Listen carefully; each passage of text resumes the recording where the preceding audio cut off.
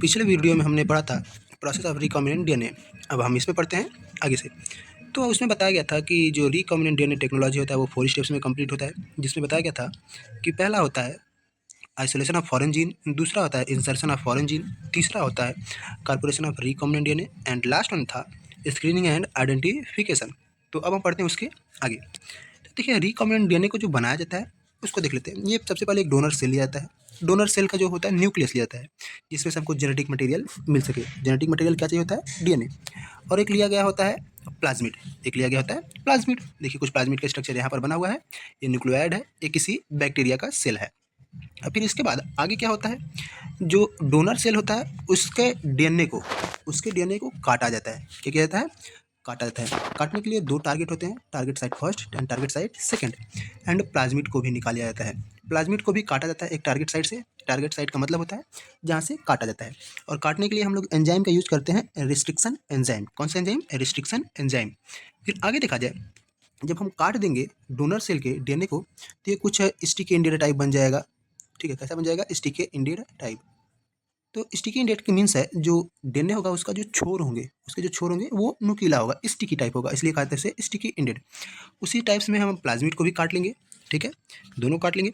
उसके बाद दोनों को एक एंजाइम होता है लाइगेज एंजाइम, एक एंजाइम होता है लाइगेज एंजाइम, जिससे क्या करेंगे, दोनों को जोड़ देंगे। जैसे ही जोड़ेंगे तो हमारा जो बनेगा उसे कहा जाएगा रिकॉम्बिनेंट डीएनए। क्या कहा जाएगा? Recombinant DNA. इसके बाद इसको क्या करते हैं, होस्ट सेल में ट्रांसफ़र करते हैं।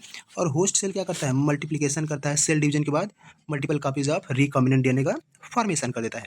ठीक है, अब आगे बढ़ते हैं कि प्रोसेस ऑफ रिकॉम्बिनेंट डीएनए क्या होता है। इसका प्रोसेस ऑफ रिकॉम्बिनेंट डीएनए ये क्या है? देखिए, ये इसमें 2 मेजर स्टेप्स होते हैं। किसी भी रिकॉम्बिनेंट डीएनए को बनाने में जो प्रोसेस होता है वो 2 मेजर स्टेप्स होता है। पहला क्या होता है? Construction of recombinant DNA and gene cloning. क्या क्या? Construction of recombinant DNA and gene cloning.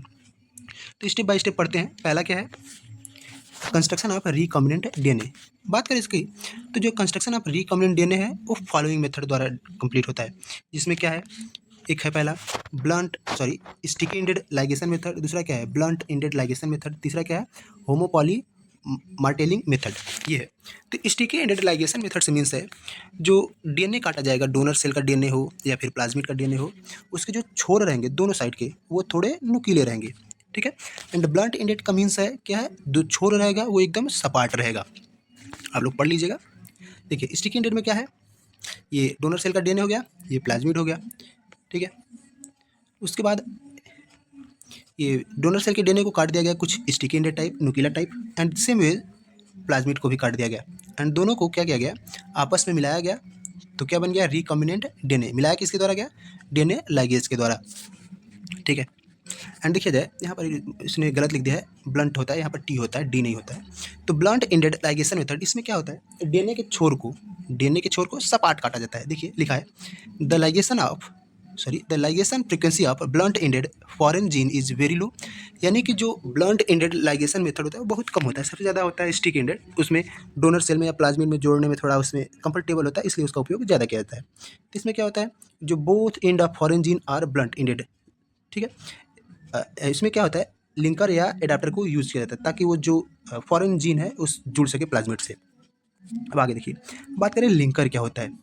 Linker, अभी हमने कहा कि ब्लंट इंडेड में लिंकर चाहिए होता है या फिर एडाप्टर चाहिए होता है। तो बात कर लेते हैं लिंकर क्या होता है। लिंकर क्या होता है, एक शार्ट ओलिगोन्यूक्लियोटाइड सीक्वेंस होता है जो ब्लंट इंडेड डीएनए को जोड़ने का काम करता है प्लाज्मिड से। देख सकते हैं फिगर में, ये लिंकर फर्स्ट हो गया, ये लिंकर सेकेंड हो गया, ये फॉरेन डीएनए हो गया। इसके कॉर्नर पर नोटिस करेंगे फॉरेन डीएनए के, तो देखिए क्या है, ब्लंट है, दैट मीन्स सपाट है। और उसी प्रकार ये प्लाज्मिड है, फिर काट दिया गया तो लिंकर की सहायता से इसको जोड़ दिया गया। तो कैसा बन गया, ये फिर से बन गया स्टिकी इंडेड। कैसा बन गया? Sticky ended.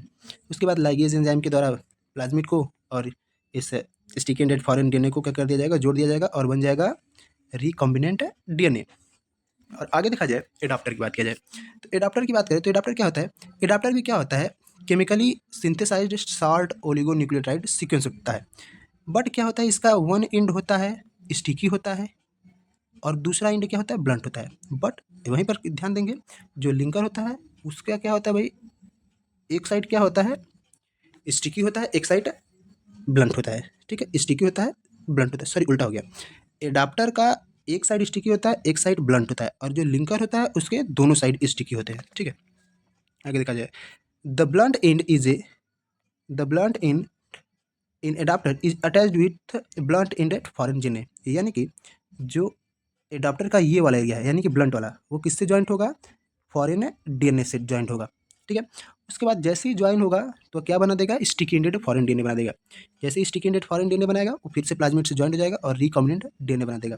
आप सब देख सकते हैं, इजिली पढ़ सकते हैं। आगे चलते हैं।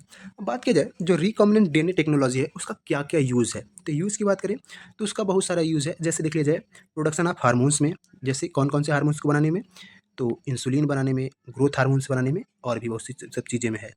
अब आगे देखा जाए इन्वायरमेंटल सेक्टर में, तो in control of petroleum oil pollution के यूज़ में किया जाता है। आगे देखा जाए, आगे क्या है, इन एग्रीकल्चर सेक्टर में देखा जाए तो ब्रोमेटो का प्रोडक्शन, पोमेटो का प्रोडक्शन। ब्रोमेटो का मीन्स क्या होता है? Those types of plant in which brinjal and tomato, brinjal and tomato क्या होते हैं? एक ही प्लांट्स में ग्रो करते हैं, उसे कहा जाता है ब्रोमेटो। और पोमेटो की बात किया जाए तो इसमें टोमेटो एंड पोटैटो एक ही प्लांट में होगा। ठीक है, अब इसके बाद कुछ टूल्स होते हैं। ठीक है, टूल्स, टूल्स मतलब भाई जो रिकॉम्बिनेंट डीएनए टेक्नोलॉजी है उसको भाई कंप्लीट करने के लिए, बनाने के लिए क्या क्या चीज़ें चाहिए होगी, तो चीज़ें क्या क्या चाहिए होती है देख लीजिए। एंजाइम्स चाहिए, वेक्टर चाहिए एंड होस्ट चाहिए। क्या चाहिए? Enzyme, vectors, host. ठीक है, अब इसमें एंजाइम्स देखिए कुछ टाइप्स के पाते हैं, जैसे रिस्ट्रिक्शन एंजाइम हो गया और लाइगेज एंजाइम हो गया, ये सब चीज़ें। तो यहाँ तक चीज़ें आज बस इतना ही, और आगे का video next day. Thank you.